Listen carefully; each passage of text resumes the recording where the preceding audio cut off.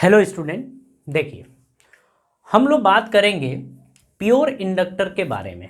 हम ये यहाँ पर जानेंगे कि किसी भी इंडक्टर में जो वोल्टेज और करंट होता है वो क्या होता है और कौन किससे कितना आगे और पीछे होता है। हम इन चीज़ों के ऊपर बात करेंगे, ठीक है। चलिए हम बना लेते हैं इंडक्टर। आप सभी को पता होगा ये इंडक्टर आप पिछले चैप्टर्स में पढ़ चुके हैं, ठीक है। इस इंडक्टर को हम किसी एसी सोर्स से जोड़ देते हैं, ठीक है। और एसी सोर्स ये, और आपको पता है कि इसको दिखाते हम एल से है। अब देखिए, अगर हम इसका वोल्टेज देखें तो V equals to V naught sine omega T, ये आपका होता है, ठीक है। अब यहाँ पर समझिए, जब यहाँ से करंट फ्लो होता है, जब यहाँ से करंट फ्लो होता है तो ये इंडक्टर इसका विरोध करता है। विरोध का मतलब कि अपोज करता है, ठीक है। अपोज तो करता है, लेकिन ये धीरे धीरे धीरे धीरे एक बैटरी के फॉर्म में ऐसे बोल सकते हैं कि कन्वर्ट होना शुरू हो जाता है। आप ऐसा बोल सकते हैं कि ये खुद एक ईएमएफ बनाना शुरू कर देता है, ठीक है। जो इसका अपोज करता है, जो आने वाले करंट का क्या करता है, अपोज करता है, या इस वोल्टेज का अपोज करता है। हम इसको ई से दिखाएंगे यहाँ पर, ठीक है। अब अगर देखा जाए तो चलिए पहले कुछ यहाँ पर बात कर लेते हैं। ये इंडक्टर भी इसका विरोध करता है, अपोज करता है, ठीक है। मतलब आप ऐसे बोल सकते हैं कि ये भी एक रेजिस्टेंस की तरह ही बिहेव करता है। तो हम कहेंगे कि जो ये रेजिस्टेंस की तरह बिहेव करता है, हम उसको यहाँ पर बोलते हैं इंडक्टिव रिएक्टेंस। हम यहाँ पर क्या बोलते हैं, इंडक्टिव रिएक्टेंस। और इसको हम दिखाते हैं एक्सएल से। अभी हम सॉल्व करेंगे, पहले इसको समझ लीजिए। इसको हम बोलते हैं इंडक्टिव रिएक्टेंस। इंडक्टिव रिएक्टेंस ये बोला जाता है। इसको बोलते हैं प्रेरणिक, हिंदी में इसको बोलते हैं प्रेरणिक प्रतिघात, ठीक है। प्रेरणिक प्रतिघात इसको ये बोला जाता है। अब यहाँ पर जरा कहानी समझिए।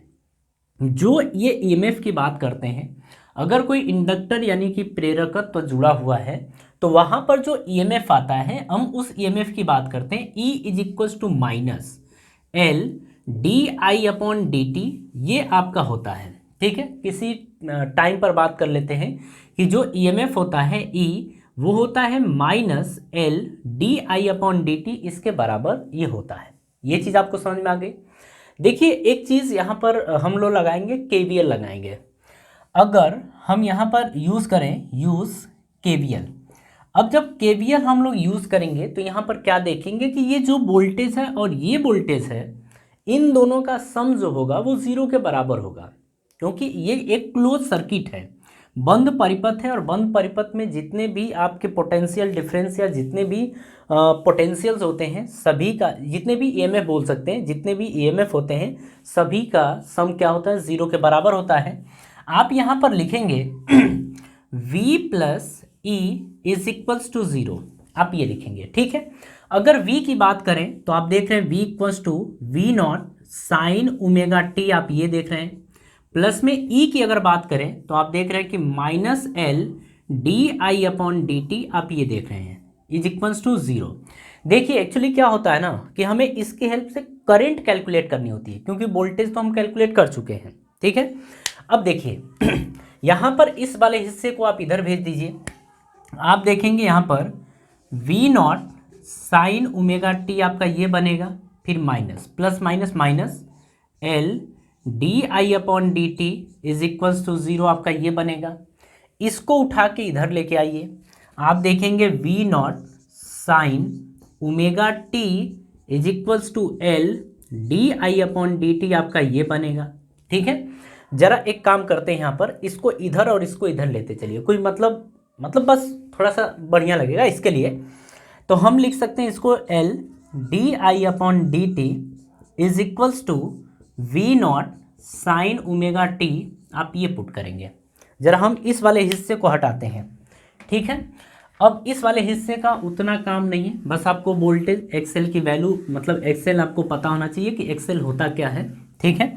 अब इसको देखिए करना क्या हमको है, हम लोग इसको, हमें क्या करंट कैलकुलेट करना था, करंट कैलकुलेट करना है। तो ये हमें, हमारे पास मतलब एक तरफ ये होना चाहिए, बाकी सबको उठा ले चलो इधर की तरफ। ये मल्टीप्लाई में इधर जाएगा तो डिवाइड में हो जाएगा, ठीक है।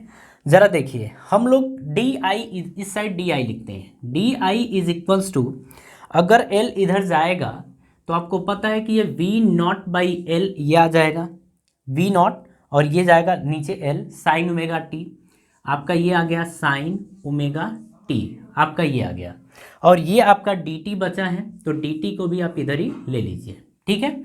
अब आप कहेंगे integrate both side, integrate both side यानी दोनों तरफ आप क्या करेंगे, समाकलन करेंगे। जब करेंगे तो आप लिखेंगे D I is equals to integration of V naught upon L sine omega T D T, आप ये लिखने वाले हैं, ठीक है। वी नॉट अपॉन एल ये कांस्टेंट है, इसको बाहर लेके आ जाइए। अच्छा, डी आई का इंटीग्रेशन आपको पता है आई होता है, डी आई का इंटीग्रेशन आई ये होता है, वी नॉट अपॉन एल बाहर आ जाएगा, तो वी नॉट अपॉन एल इसको बाहर ले लेंगे, अंदर आपका बचेगा sign omega T D T, ठीक है।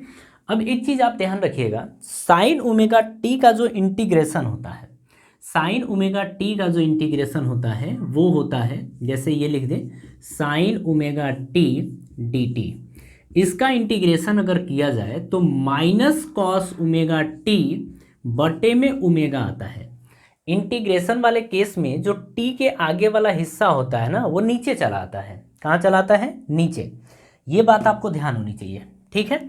इसका मतलब हम लोग आई इज इक्वल्स टू लिख सकते हैं वी नॉट अपॉन एल, अगर इसको देखा जाए तो आप लिख सकते हैं minus cos omega T by omega, आप ये लिखेंगे, ठीक है। अब देखिए ओमेगा बाहर आ जाएगा, ओमेगा बाहर लेके आइए इसको, I equals to V naught upon omega L, आप ये लिख सकते हैं। आप ये देख रहे हैं माइनस कॉस ओमेगा टी जैसे है वैसे इसको रहने दीजिए, ठीक है। अब जरा एक काम कर लेते हैं, इसको भी साइन के फॉर्म में कन्वर्ट करना पड़ेगा, क्यों, क्योंकि हमको पता है कि वोल्टेज जो होता है V equals to V naught sine omega T होता है, और अगर दोनों को एक दूसरे के साथ कंपेयर करना है तो ये भी किस में होना चाहिए, साइन में होना चाहिए, ठीक है। अब जरा आगे देखिए, अगर हम लोग कॉस ओमेगा टी लेके आना चाहते हैं तो हमको ये पता होना चाहिए कि जो sign pi by two minus omega T होता है ना, ये आपका होता है कॉस ओमेगा टी, यानी फर्स्ट क्वाड्रेंट में हम रहेंगे। और फर्स्ट क्वाड्रेंट में क्या होता है, अगर हम कॉस की बात करें तो कॉस कैसा होता है, पॉजिटिव नेगेटिव कुछ भी, पॉजिटिव होता है, एक्चुअली पॉजिटिव होता है। माइनस वाले को हम बाहर ही रखें, इसके साथ अभी हमने कुछ नहीं किया है, ठीक है। जैसा है वैसा कॉस ओमेगा टी के प्लेस पे sine pi by two minus omega T आप रखिए, आई इज इक्वल्स टू रखेंगे V naught upon omega L, ये आपका आ जाएगा माइनस, आपको पता है ये sine pi by two minus omega T आपको ये मिला है, ठीक है। अब एक चीज़ हम आपको और बता दें, माइनस साइन थीटा अगर लिखा है ना तो इसको आप चाहें तो लिख सकते हैं साइन माइनस थीटा, मतलब आप दोनों को लिख सकते हैं, माइनस साइन थीटा को साइन माइनस थीटा या साइन माइनस थीटा को माइनस साइन थीटा, आप ये लिख सकते हैं, ठीक है, आप ये लिख सकते हैं। जरा हम लोग आगे की कहानी समझते हैं, इसको हम लोग अंदर भेजेंगे, इसको इस वाले माइनस को अंदर भेजेंगे, हम बाकी इरेज कर दे रहे हैं, बाकी आप वीडियो पॉज करके आप ये मतलब कॉपी कर सकते हैं, बाकी हम हटा दे रहे हैं, ठीक है। इसकी नीड अभी नहीं है, मतलब अभी नहीं का मतलब अभी यही नहीं है, ठीक है। यहाँ पर देखा जाए तो हम लोग लिखेंगे आई इज इक्वल्स टू, देखिए इसको अभी जैसे वैसे रहने देते हैं, V naught upon omega L, आगे आप देख रहे हैं तो आप लिख सकते हैं इसको साइन, अब देखिए माइनस है, यहाँ भेजेंगे तो क्या आएगा माइनस, तो minus pi by two, minus और माइनस कितना प्लस ओमेगा टी, आपका ये आएगा, ध्यान से समझिएगा।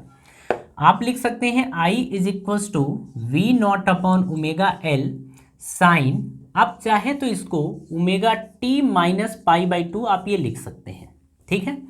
ये आपका आ गया करंट, ये करंट आ गया, लेकिन एक चीज़ और यहाँ पर हमको देखना पड़ेगा, क्योंकि यहाँ तो आई नॉट चाहिए ना, और आई नॉट आएगा किस तरीके से वो देख लेते हैं। देखिए एक चीज़ यहाँ पर आपको समझना पड़ेगा, ये ओमेगा एल लिखा है, ये रेजिस्टेंस की तरह बिहेव करेगा, और इसकी वैल्यू जो होती है यानी कि ओमेगा एल की जो वैल्यू होती है यही होती है एक्सएल, और इसी को बोलते हैं इंडक्टिव रिएक्टेंस यानी कि प्रेरित प्रतिघात, इसी को बोला जाता है। ठीक है, अब यहां पर हम लोग लिखेंगे I is equals to V naught upon X L, ये आपका आ जाएगा sine omega T minus pi by two, आपका ये आ जाएगा।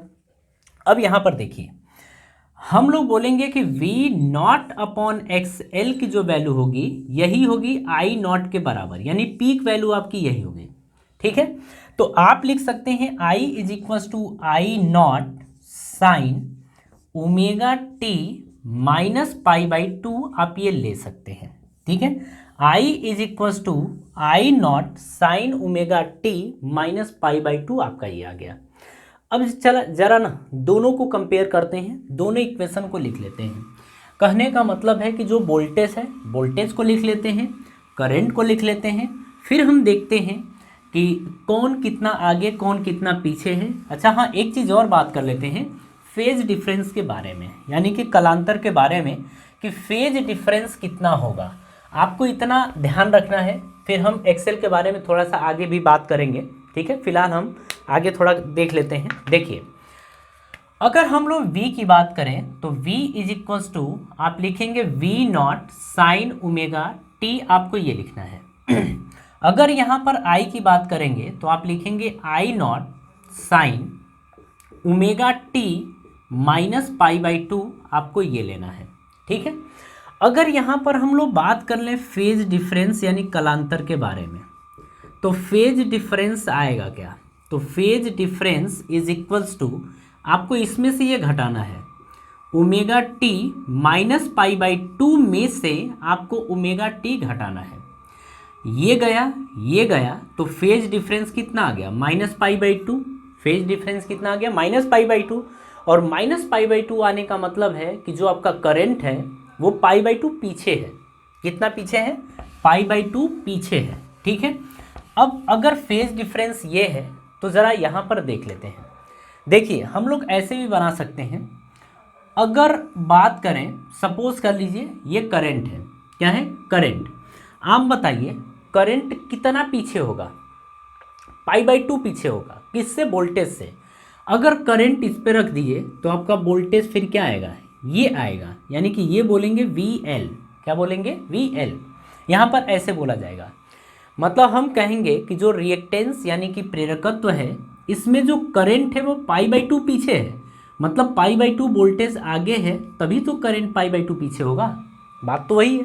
ठीक है, दूसरे तरीके से भी इसको बना सकते हैं। अगर मान लीजिए आपने वोल्टेज रख दिया इस पे तो करंट कितना पीछे आपका है, आप ऐसे ले लीजिए ना, एक नॉर्मल सी चीज़ ले लीजिए।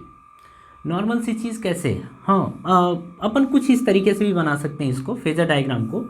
जैसे मान लीजिए कि ये आपका क्या है, V की वैल्यू ओमेगा टी, मतलब इससे आप ओमेगा टी आगे चले जाइए, कितना आगे जाएंगे, ओमेगा टी आप आगे जाएंगे, ये क्या है V नॉट। ठीक है, अच्छा इससे आपको कितना पीछे जाना है, तो पाई बाई टू पीछे जाना है, माइनस में है ना, तो पाई बाई टू आपको पीछे जाना है, किससे, इससे पाई बाई टू पीछे जाना है, तो इससे नहीं जाना है, आपको V नॉट से पाई बाई टू पीछे जाना है। तो अगर ये है तो आप ये बना लीजिए, ये आपका I नॉट हो जाएगा, और कितना पीछे आप जा रहे हैं, पाई बाई टू, तो ये पूरा का पूरा पाई बाई टू होगा। आप हो सकता है कि यहाँ पर कन्फ्यूज़ है, लेकिन कन्फ्यूज़ नहीं होना है, इससे ये V नॉट ओमेगा टी आगे है, लेकिन जो करंट है ये V नॉट से कितना पीछे है, पाई बाई टू पीछे है, तो केवल पाई बाई टू ये कर देंगे। बात समझ में आ रही है ना।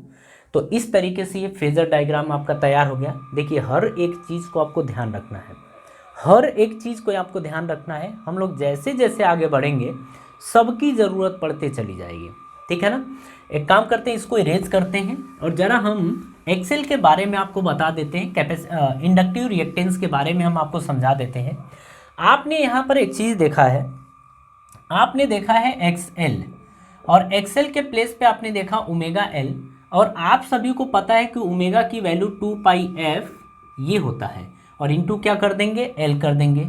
ये आपको ध्यान रखना पड़ेगा क्योंकि हमसे इसके बारे में बहुत कुछ पूछेगा, ठीक है, ये आपको पता है। अच्छा, जो यहाँ पर रिएक्टेंस है, सॉरी इंडक्टर है, इंडक्टर का जो इंडक्टेंस होता है, इंडक्टेंस यानी कि प्रेरकत्व, प्रेरकत्व इसको हम दिखाते हैं एल से, और इसकी यूनिट जो होती है वो हेनरी होती है।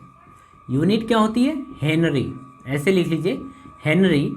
इसको हम दिखाते हैं एच से, ठीक है। तो ये ध्यान आप रखिएगा।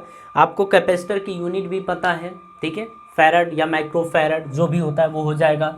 तो ये सारी बातें हैं, ये सारी चीज़ें आपको ध्यान रखनी है। लास्ट टाइम हम आपको एक चीज़ और बता दें फिर से, यहाँ पर आपको ये ध्यान रखना है कि जो वोल्टेज होता है वो करंट से π/2 पीछे, π/2 आगे, या करंट जो होता है वो वोल्टेज से π/2 पीछे होता है, ये आपको ध्यान होना चाहिए, ठीक है। देखिए हम आपको पूरे अच्छी तरह समझाने की कोशिश किए हैं और उम्मीद है कि आपको चीज़ें समझ में आई होंगी, ठीक है। तो इसके आगे की कहानी हम इसके नेक्स्ट वीडियो में देखेंगे और आप सभी लोगों को धन्यवाद।